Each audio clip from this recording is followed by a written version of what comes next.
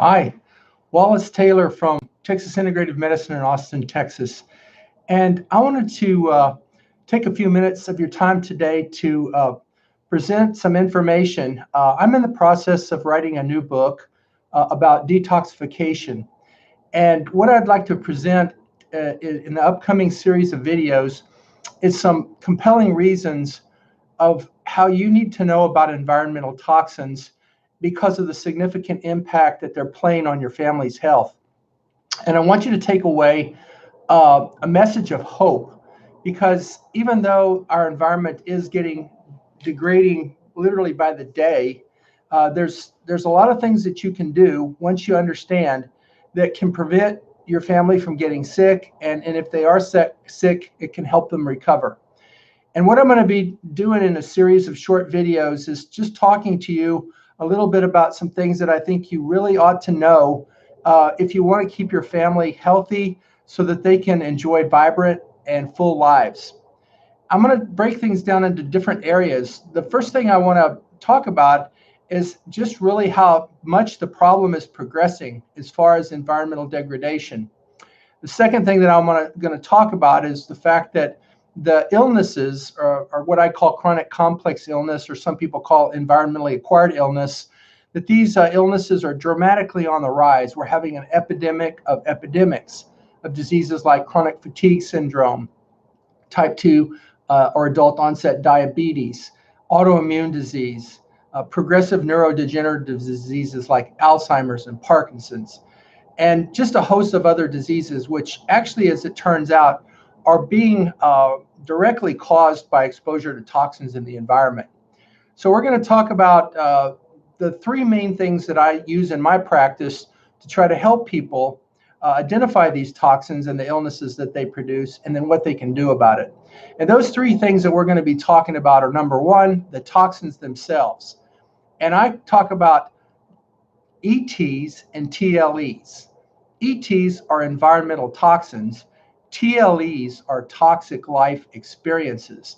It turns out that we should think about these toxic life experiences in much the same way as we do the toxins themselves. And I mean toxins like viruses, germs, parasites, man-made toxins like pesticides and plastics, drug chemicals, chemicals you might put on your skin and cosmetics, heavy metals like mercury, lead, arsenic, cadmium, aluminum, and even now, physical toxins like the EMFs that are coming from the new 5G towers, our microwave towers, cell towers, smart meters, our personal devices like smartphones and iPads and laptop computers. But these are the things I'm going to be talking about in these upcoming series of videos about environmental toxins in your family's health. Today, I wanted to present you three quick wins, some things you can think about that are really easy to do, but can have a huge impact on your family's health. And in other videos coming up, I will be talking about other things that you should know. I'm also very excited to say that hopefully soon I'll be publishing a new book about detoxification. And also I'm excited to say that we're going to be opening a new website and platforms of social media to try to help get this information out to the widest possible audience. So please stay tuned for that, and watch my Facebook and YouTube channels and my website for more information about that. So what are the quick wins for today's video? Well, first of all, the number one is think mold. So in my practice here in Austin, Texas, the number one environmental toxin that contributes to my patients' chronic complex illness or environmentally acquired illness, and that's exposure to a group of indoor molds that give off some very, very toxic substances that we call mold toxins or mycotoxins. These would be indoor mold species such as Stachybotrys, which is the dreaded black mold, Penicillium, which happens to also be the group of molds that created the drug penicillin, which is actually another mycotoxin. Just in this case, it's more toxic to germs, so that we can use it as an antibiotic to help with human disease. But Aspergillus and Chaetomium, bipolaris, there's any number of different species, even Candida, that can give off mycotoxins. Most of these are associated with water intrusion in an indoor building. And the EPA estimates that about 45% of all the buildings in the United States have been affected with water intrusion. So a very common problem. So mold causes a lot of illness. These various mycotoxins are extremely toxic to us. They can cause cancer, they cause serious immune suppression, they cause hormone disruption, they can affect our brain function, and they just are very, very problematic and cause a lot of chronic illness. How much you know if you have mold toxins in your home? Well, obviously, if you smell a musty smell, like a moldy smell, that should be a really big red flag. And also, if you see evidence of mold growth, which usually can even just be something like some staining of sheetrock of the ceiling or the wall, or maybe down near the baseboard, or any place in your house that has moisture, a moist carpet, around a toilet, under a dishwasher, under a sink, even sometimes around windows from sweating or around skylights. These are all indications. We also find a couple of things are real important to think about. One of them, a lot of people's HVAC, their heating and cooling units, which are often in the attic, can sometimes become moist and subsequently have mold growth. And then the mold spores with the toxins can be spread through the circulating air out into the home where they're available to breathe. Another source is people that live on pier and beam homes, not on concrete foundations. But if you have a subfloor or a crawl space under your house, especially if the soil under the house is at all moist, this could be a real source of mold contamination of that space. And a lot of times the mold spores with the toxins will creep up into the breathable air. So think about anytime you have a subfloor crawl space, that could be a real problem. So enough about mold. We'll talk more about that in upcoming videos. But the second thing I want to talk about, and that's what can you do to help eliminate toxins? Well, probably number one, and certainly probably the simplest, and that's to drink a lot of good, clean water. You know, we just don't drink enough water these days. We tend to get distracted. Many of us don't keep a water bottle on hand, but it's very, very important throughout the day to drink water. And as a rule of thumb, you could take your ideal body weight and divide that number by 2 in pounds, and that should be approximately the number of ounces that you might drink during the day. Now, you want to drink good, clean water. And unfortunately, I have to tell you, I really don't honestly believe in the world today that there's any absolutely clean water. I mean, we know that the oceans already are significantly contaminated with radioactivity, heavy metals, with chemical residues, and often with biological toxins. So the oceans are in trouble. We know that the rivers and lakes are also getting progressively more contaminated. You know, if you live near the coast like we do here in Austin, or certainly if you even go down toward Houston, the rivers that our water supplies come from have often been recycled from any number of different towns and cities upstream. And you know, we can do our best to clean the water in water treatment facilities, but that water that goes back in the river and floats down to the next town, it's not a perfectly clean water. It's got a lot of residual toxins in it from drugs and other chemicals. Heaven forbid that somebody accidentally dumps agricultural chemicals or industrial chemicals. So where can you find good clean water? Well, probably one of the best sources is mountain spring water.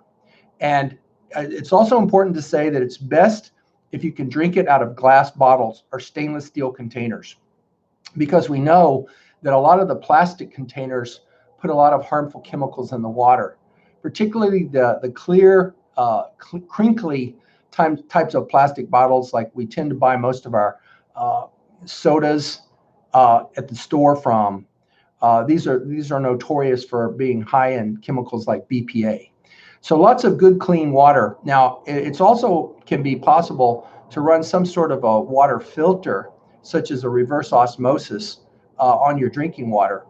And this can be good too. I don't think it's quite as good as drinking mountain spring water in glass bottles, but still it's better than drinking tap water.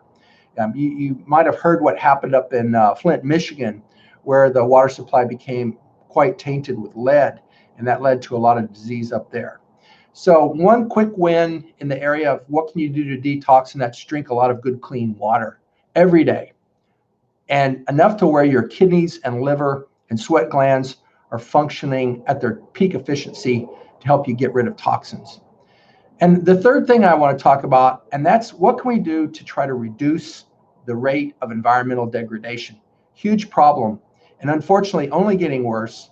It's absolutely something that you need to know about so that you can hopefully help put the brakes on and ultimately clean up this environment before we pass a point of no return. So today's quick win in this area would be to carpool. So we know that around the world, one of the main sources of air pollution, and probably even contributing to global warming, and that's the amount of hydrocarbons that we're burning, primarily for fuel, electricity, and gasoline and diesel. So around the world, because of massive population growth, we're currently at about 7.7 billion humans, and that's predicted by 2050 to be about 9 billion, by 2100 predicted to be about 11 billion. But all of these people in countries like China and India and the countries of Africa and South America, with these growing populations of people. But the other thing that we're seeing is that these their standard of living is going up, which is a great thing. I mean, we love people coming out of poverty. That's awesome. But as they come out of poverty, they want to do the things that more affluent societies are able to do. They want to have vehicles. They want to have cars. They want to have trucks. They want to be able to burn gas and travel to go places. And also they want more goods, which requires more transportation. They want more electricity. They want to be able to not have to burn the midnight oil literally. They want to be able to have electricity to do the things that only electricity can provide. Of course, that causes us to need to generate the electricity, which of course, a lot of times we've been using coal, which is extremely dirty to the atmosphere. And now more and more we're using natural gas, which is cleaner than coal, but still puts a lot of carbon dioxide, carbon dioxide into the air, which is definitely an environmental pollutant. So the last thing that you should think about is, what can I do to reduce environmental pollution? And today I want you to think about just learning how to reduce your mileage by carpooling or by batching your errands. Try to not to run up in your car for one little item that you might need at the stop and go, but wait until you have several things you can do. Try to plan your outings into sort of a little circuit so that hopefully you can keep your miles down. Travel if you can with friends so that not everybody has to take their own vehicle. Will dramatically reduce the amount of gasoline that we burn, the amount of carbon dioxide that our vehicles put out. You can think about electric vehicles. That's probably going to be an improvement, especially if we start to look at ways of generating electricity that don't require burning gasoline and petroleum. So there's actually some talk now about the newer generation nuclear power plants, which seem to be much safer, don't give off near as much of the emissions. They're not as risky to the planet. Of course, the nice thing about clean, safe, modern era nuclear power production is that it doesn't really leave any kind of an environmental footprint the way that burning the coal and the natural gas does. So I hope this has been helpful to you, and I hope that you'll tune in to some of my future videos. If you like this, I'd ask you to subscribe to the channel. Please share the video. I'd be happy for you to comment. I'll try to reply to any comments. If there's any specific questions or things that you want me to cover as I go through the upcoming videos related to this series, please let me know. I want to give you the information that you need to be able to keep your family safe so that everyone can enjoy a joyful, full, and vibrant life. So I want you to have a blessed day, and we'll be seeing you. Happy health.